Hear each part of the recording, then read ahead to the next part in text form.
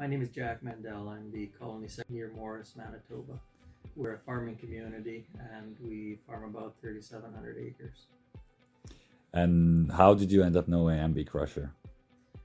I've gone to the World of Concrete for several years and they had a prominent spot outside with big piles of concrete and watching their machines chomp through large pieces of concrete and reducing it down to usable aggregate was pretty impressive to watch. And then also looking at the quality of the manufacturing, that was also very impressive. And did you buy straight away after Wood of Concrete, or?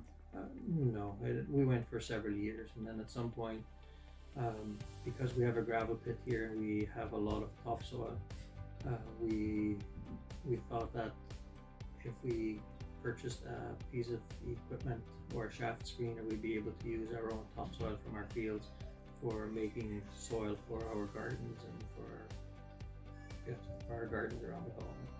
And so what buckets did you buy? We bought three.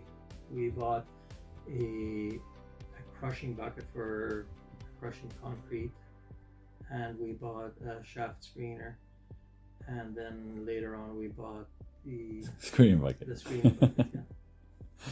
And so what would be the primary use that you did for that? So soil and crushing concrete?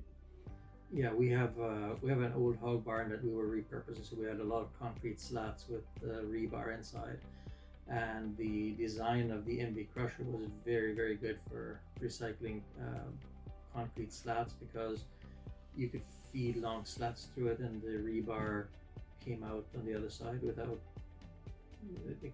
even being bent up, so that was pretty impressive. And the shaft screener was great for recycling our topsoil and turning it into a nice usable product.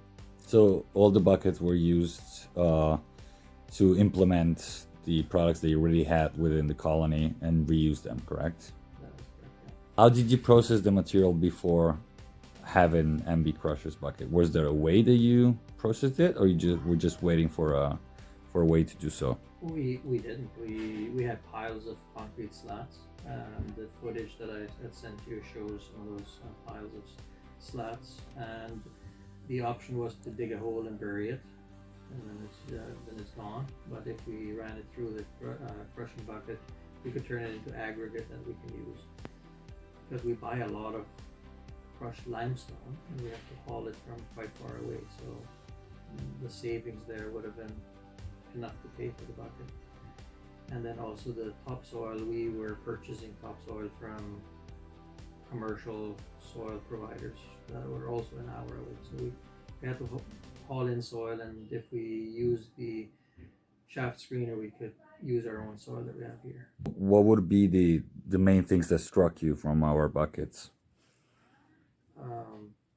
One of the main things that stood out for me is when I look at pieces of equipment, I usually look at the type of the quality of the construction. And I've seen a lot of equipment, but I don't often see that type of quality.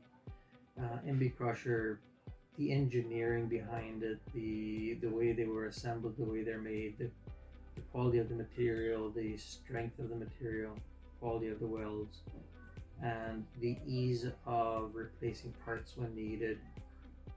That was all very impressive to me, and I am very, very impressed with MB Crusher's quality of manufacturing and also ease of use. Who would you recommend MB Crusher to? Anybody that's looking for the type of work that these buckets do, whether it's recycling concrete, aggregate, size reduction of concrete, or simply sizing and screening out. Well, just to wrap it up, 3 words to describe MB Crusher. What would those 3 words be for you? But quality is the first one. Well made, which is also same as the first, and great company to work with.